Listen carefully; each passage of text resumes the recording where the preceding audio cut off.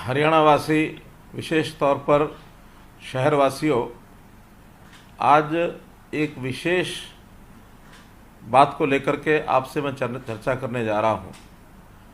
आपसे जो चर्चा की जा रही है वो एक समस्या विशेष को लेकर के ही बात मैं कर रहा हूं।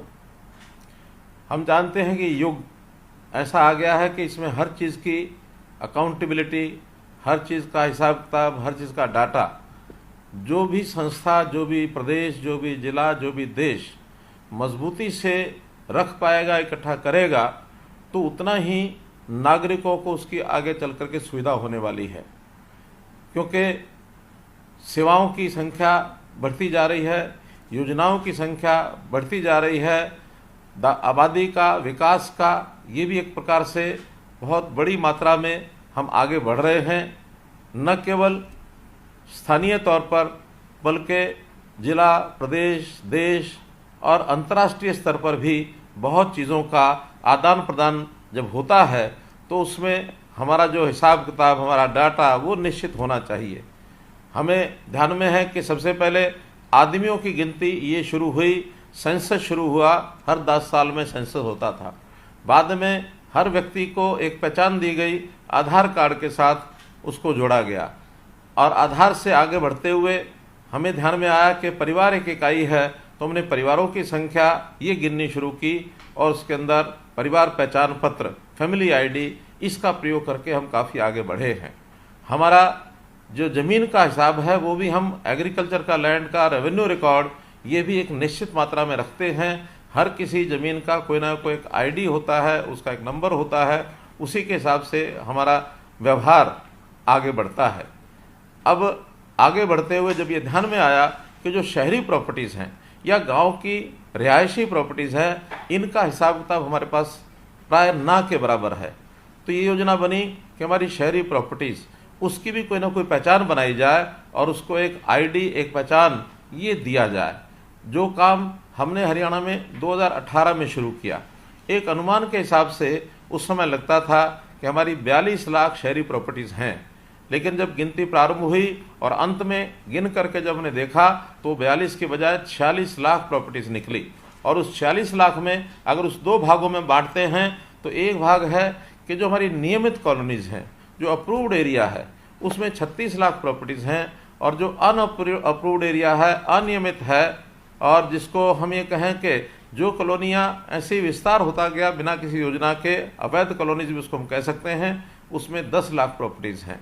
इस काम को शुरू करने के लिए हमने एक कंपनी को काम दिया था। अब वो कंपनी पहली बार काम कर रही थी और ये काम भी हरियाणा में भी, देश भर में सबसे पहले हमने शुरू किया।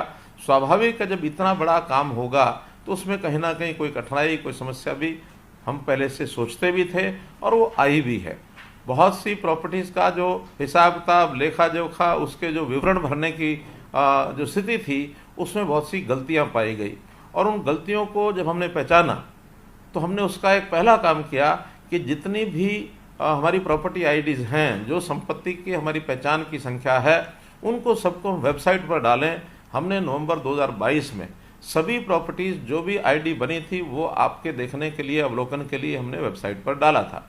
और ये भी कहा था कि आप लोग स्वयं सत्यापित करें, और स्वयं सत्यापित करने के बाद हमारे पास अगर डाटा आएगा तो हम उस हिसाब से आगे काम करेंगे।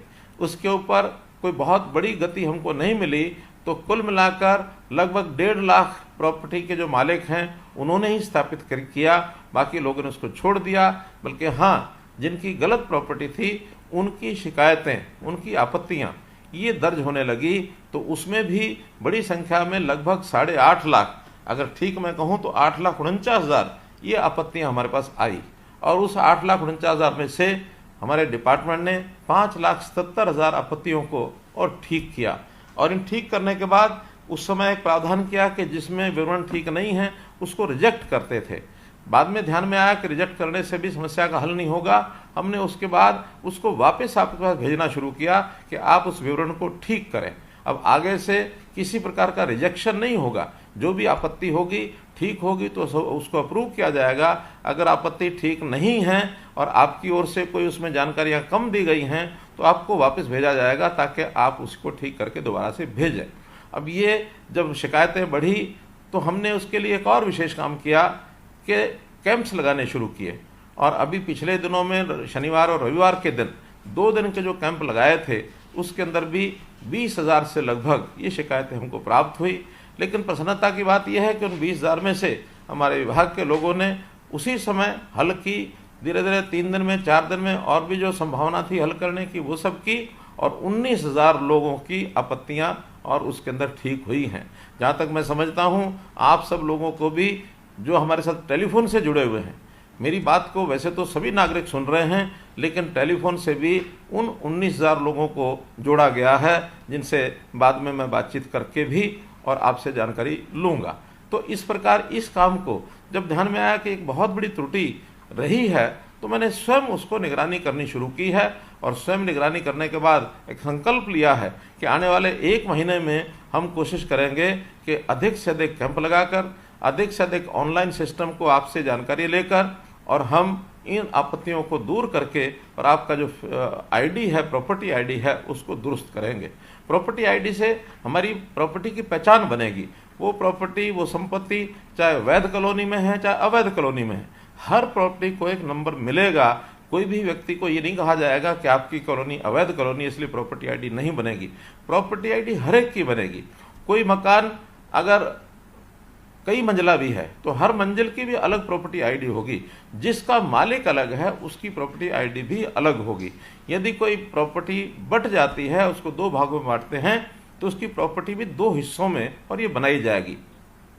आगे तो हम विचार कर रहे हैं कि जब भी कोई नई कॉलोनी बनती है, चाहे हमारा डिपार्टमेंट शहरी विकास, हमारा जो प्राधिकरण है हरियाणा HSVP, तो ऐसा जो HSVP के सेक्टर बनेंगे, प्रारंभ में भले ही उनके एकड़्स, जब रॉ लैंड है तो उनके एकड़ के नंबर होंगे, उसका किला नंबर होगा, उसका एक एरिया होगा, लेकिन जब प्लॉट काट करके बेचने होंगे उनको, तो वो प्लॉट काट के तभी बेच पाएंगे जब हर प्लॉट की पहले से प्रॉपर्टी आईडी बना लेंगे। इसी प्रकार कोई डेवलपर भी अगर मकान बना करके बेचेगा तो बेचने से पहले जितने मकान बने हैं उन क्रमांक के हिसाब से उसकी प्रॉपर्टी आईडी पहले बनाएगा। बाद में अगर किसी को बेचता है तो बेचने के बाद जो ओनरशिप जिसकी होगी उसका नाम उसमें बदल जाएगा। इसको बहुत स्मूथ एक सिस्टम बनाने वाले हैं। रेवेन्यू रिकॉर्ड के साथ भी इसको जोड़ेंगे। प्रॉपर्टी आईडी को खरीदार और बेचने वाला जब तहसील के अंदर जाएगा उसके साथ भी इसको जोड़ेंगे, ताकि आपकी आने वाली कठिनाइयाँ, जो आज तक कभी भी कोई भी व्यक्ति झगड़ा कर बैठता था कि ये प्रॉपर्टी मेरी है, ये उसकी है, कभी भी कोई अपने प्लॉट के एरिया के बाद एनक्रोचमेंट भी करता था, पड़ोसी शिकायत करता था, कभी हमारी ज़मीन पर दूसरा आदमी कब्जा कर लेता था, बाद में उसकी निशानदेही करानी पड़ती थी, तो बहुत से झगड़े और इसमें से उत्पन्न होते थे। अगर एक जानकारी मैं आपको दूं तो आज के समय में अगर हम अपने न्यायालयों की जांच करें, जितने भी झगड़ों की संख्या है उसमें सबसे ज़्यादा झगड़े, सबसे ज़्यादा लिटिगेशन ज़मीनों के विषयों को लेकर के हैं। तो हमारा अगला जो लक्ष्य है, अपना टारगेट है, उसमें ज़मीनों के झगड़े, चाहे वो रिहायशी जगह के हों, चाहे वो हमारे औद्योगिक प्लॉट्स के हों, चाहे हमारे एग्रीकल्चर लैंड के हों, ज़मीनों के झगड़े कैसे समाप्त हों, या उस ज़मीन में कभी भी हमको अपनी पैतृक संपत्ति के बंटवारे के नाते भी जो समस्याएं आती हैं, उन समस्याओं को हम कैसे समाप्त करें। इसके लिए बहुत बड़ा एक काम है जिसको हमने करने के लिए साथ लिया है। हरसक जैसी जो हमारी ऑर्गेनाइजेशन है वो भी इसमें काम कर रही है। शहरों में ही नहीं तो हम ये गाँव में भी कर रहे हैं। गांव में जैसा हमको पता होगा कि लाल डोरा के अंदर पहले रजिस्ट्रियाँ नहीं होती थी, अब हमने लाल डोरा में भी रजिस्ट्री कराने के लिए और रेवेन्यू डिपार्टमेंट को कहा है, राजस्व विभाग को, कि वो भी सबकी रजिस्ट्रियाँ करके दें, ताकि उस लाल डोरा क्षेत्र के अंदर भी हम उसके मालिक बन सकें, रजिस्ट्री हमारे हाथ में आ जाए। तो रजिस्ट्री जब हमारे हाथ में होगी, निश्चित रूप से ही हम उसके एक मालिक बन जाएंगे, और मालिक बनने के बाद किसी को भी बेच सकते हैं, उसकी कीमत भी अच्छी मिलेगी। हमको बैंक से भी कहीं लोन लेना है तो लोन भी लिया जा सकता है। तो इस प्रकार से ये जो विषय है, ये शुद्ध एक प्रकार का टेक्नोलॉजी के ऊपर आधारित एक गवर्नेंस का एक विषय है। जो आज तक काम मैनुअल काम होते थे, मानवीय हस्तक्षेप से होते थे, उसमें बहुत सा भ्रष्टाचार भी चलता था। अब धीरे धीरे उसको सबको समाप्त करेंगे। मैं फिर से वही बता रहा हूँ आपको कि इस सारे विषय में कठिनाइयाँ बहुत आएंगी। उन कठिनाइयों को दूर करने का काम हमारा है। हमने ये संकल्प लिया है कि जब तक एक एक चीज़, एक एक कठिनाई इसकी दूर नहीं हो जाती है, तब तक मैं स्वयं इसको मॉनिटर करूंगा और आखिरी दम तक मॉनिटर करूंगा। मैं आपको विश्वास दिलाता हूं कि जो संपत्ति आपकी है उसका 1 इंच ज़मीन का भी आपको कहीं नुकसान नहीं होगा। आपकी संपत्ति आपको मिलेगी, आप उसके मालिकाना हक उसका लेके रहेंगे। और इस नाते से इस काम को आगे बढ़ाने में यदि कोई आपको कठिनाई भी हुई है तो मैं समझता हूं कि नया जब काम होता है तो उस नए काम के करने में स्वाभाविक है कुछ ना कुछ कठिनाइयाँ, चाहे वो विभाग हो चाहे आप और हम हो, कहीं ना कहीं कमी उसमें कठिनाई रह जाती है। तो इस कठिनाई कमी को दूर करने के लिए हमने ये जो प्रॉपर्टी आईडी का विषय शुरू कराया है, हरियाणा के सभी 88 शहरों में इसके कैंप लगाए जाएंगे। जितने कैंप में आप लोगों को जो सुविधा मिली है, बहुत अच्छा परिणाम निकला है कि इन 2 दिनों में 20,000 प्रॉपर्टीज़ की शिकायतें हमको मिली, जिसमें से विभाग ने 19,000 प्रॉपर्टीज़ का रिजॉल्व कर दिया, हल निकाल दिया। 1,000 मात्र बची हैं। हो सकता है उस 1,000 में कोई कमी रही हो, कोई डॉक्यूमेंट की कमी है, वो भी सब आपको यानी एक प्रकार से बताया जाएगा। जो काम आपके करने का आप करें।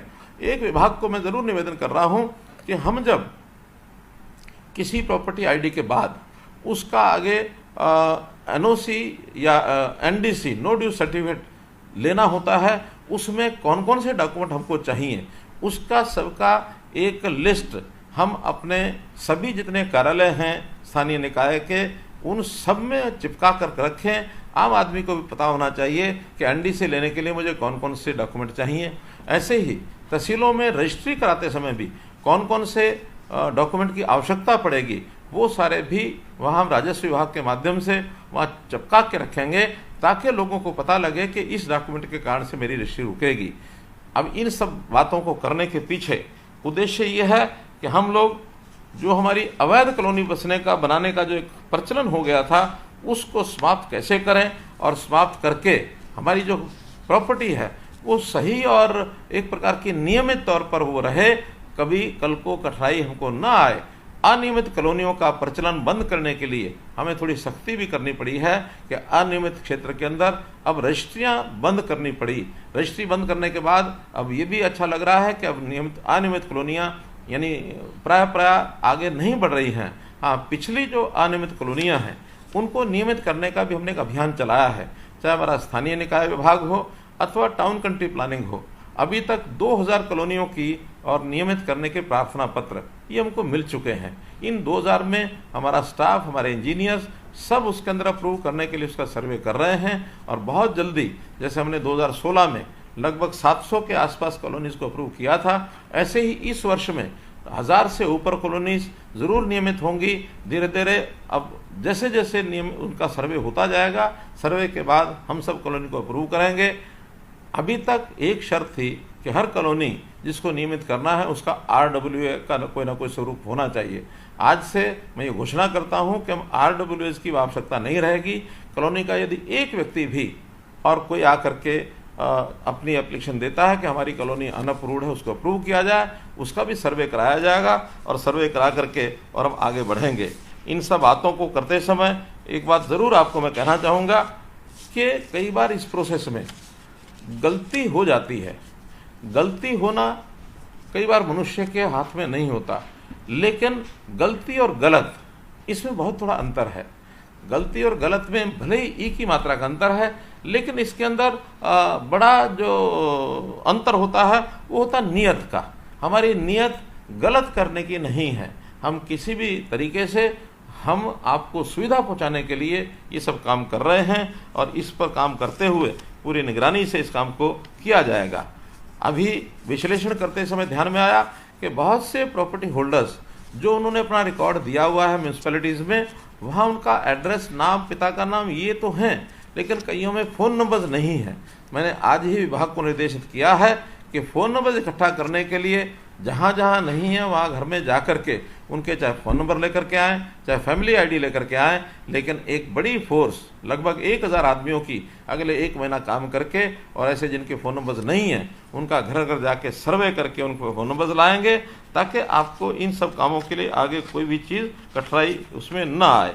तो इस प्रकार से इस काम को करने में हम लोग आगे बढ़ें, और मैं समझता हूँ कि एक बड़ी समस्या को झेलते हुए, इसका हल करते हुए हम भी आगे बढ़ रहे हैं। 1 महीने के बाद ये सब समस्याएं हल हो जाएंगी, ताकि जिस व्यक्ति की प्रॉपर्टी आईडी नहीं बनी है प्रॉपर्टी आईडी बन जाए, और जिसकी आईडी बन गई है उसको अगर कहीं उस ज़मीन का व्यवहार करना है, बेचना खरीदना है, तो उसको एनडीसी का एक सर्टिफिकेट मिल जाए। टाउन कंट्री प्लानिंग से जब कॉलोनी हमारी अप्रूव हो जाएगी तो उनको एनओसी मिल जाए, तो एनओसी एनडीसी मिलने के बाद हम अपनी ज़मीन का व्यवहार कर पाएंगे।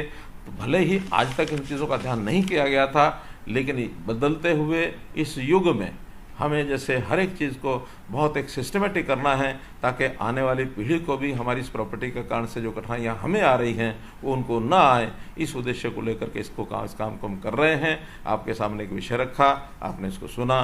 बहुत बहुत धन्यवाद, बहुत बहुत आभार।